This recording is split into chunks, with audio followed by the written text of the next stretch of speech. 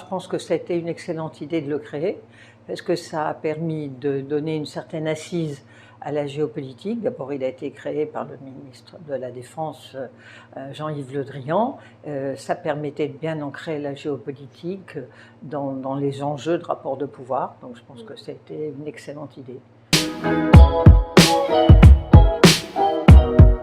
Le monde devient très compliqué et que les gens sont inquiets et qu'on a besoin de leur expliquer les rapports de force, leur évolution.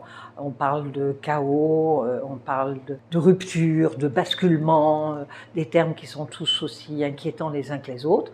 Et la géopolitique est là pour aider à comprendre, à dire c'est peut-être compliqué, mais voilà, à nous de vous expliquer l'évolution de ces rapports de force.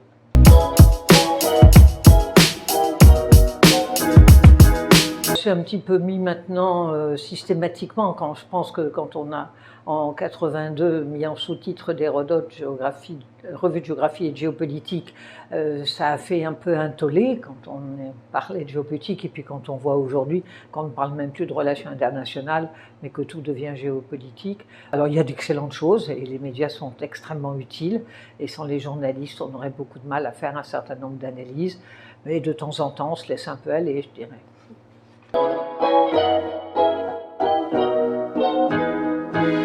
Ah, ça a été un long combat. Ça a été un long combat parce que à l'université, on n'aime pas beaucoup les instituts un petit peu indépendants.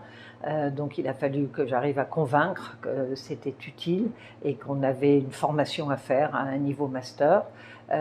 Et puis il a rencontré assez vite le succès auprès des étudiants, tant au niveau de la région Île-de-France que de l'ensemble de la France, voire même pour une part des étudiants étrangers.